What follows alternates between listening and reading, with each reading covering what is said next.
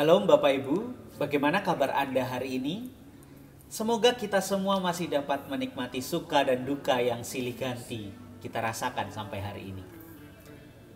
Bapak Ibu, sebagai orang Indonesia, tentu sudah tidak asing ya bagi kita untuk hidup di dalam kebinekaan. Saling berdampingan meskipun ada banyak perbedaan yang melatar belakangi kelompok-kelompok ras, kelompok-kelompok agama, bahkan golongan-golongan yang lain. Tapi nyatanya Bapak Ibu, masih ada saja kelompok yang merasa bahwa dirinya jauh lebih baik ketimbang kelompok yang lain. Kemudian hal ini juga tidak jarang membuat kelompok-kelompok itu tadi memilih untuk menjadi eksklusif, memilih untuk tidak membaur dengan kelompok-kelompok yang lain.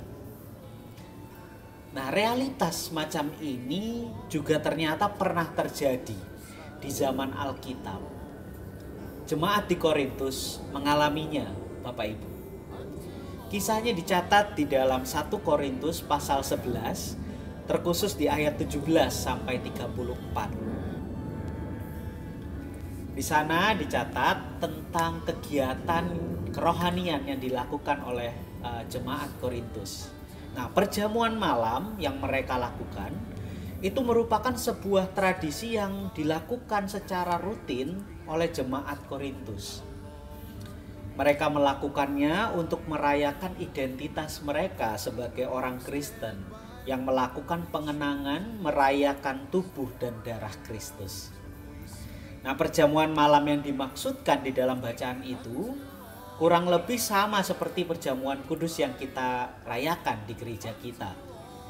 Bedanya adalah mereka sebelum melangsungkan perjamuan malam, mereka akan merayakan perjamuan kasih dulu.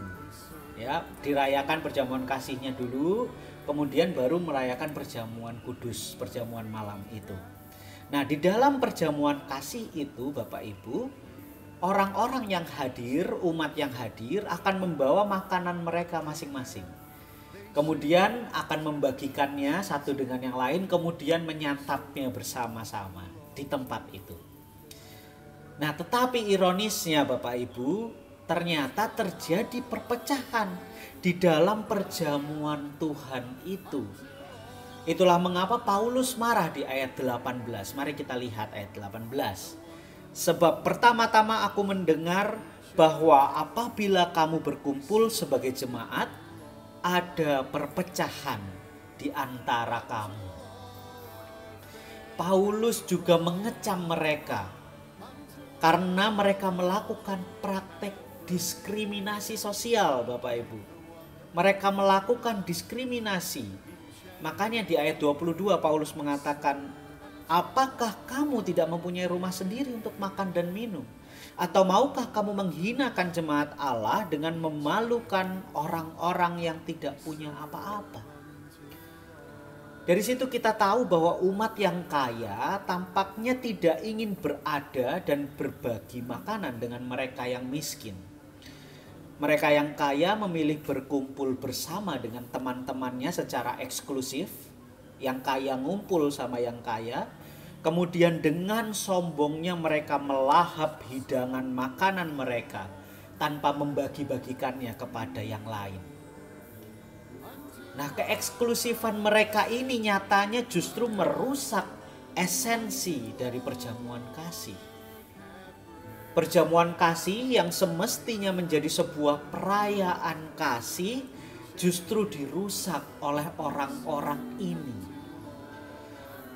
Nah, lantas Bapak Ibu, pelajaran apa yang bisa kita petik? Pelajaran apa yang bisa kita ambil dari kisah ini? Semangat berbagi dan merayakan kasih itu semestinya tidak hanya dapat kita terapkan ketika kita merayakan sakramen perjamuan kudus di dalam gereja saja. Justru yang lebih penting, yang paling penting adalah bagaimana kita sebagai umat percaya itu dapat mewujudkan semangat berbagi, dapat mewujudkan perayaan kasih ini tadi di dalam kehidupan kita, di dalam keseharian kita. Sejatinya umat-umat Allah itu dipanggil memang untuk senantiasa merayakan kasih dimanapun kita berada selama kita hidup.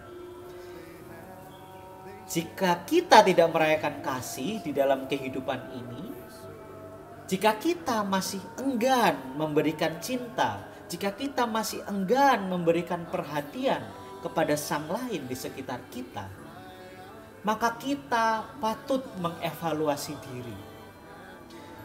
Apakah kita sudah benar-benar menjadi umat Allah yang setia atau tidak? Apakah kita sudah benar-benar menjadi umat Allah yang merefleksikan Kristus di dalam kehidupan kita? Kiranya Tuhan memampukan kita.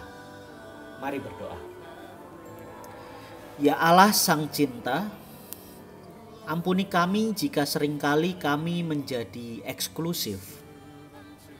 Ampuni kami jika seringkali kami sombong dan merasa paling baik ketimbang kelompok-kelompok yang lain. Kami mohon hikmat-Mu ya Tuhan, agar kami senantiasa dimampukan untuk membagikan kasih-Mu dimanapun kami berada. Amin.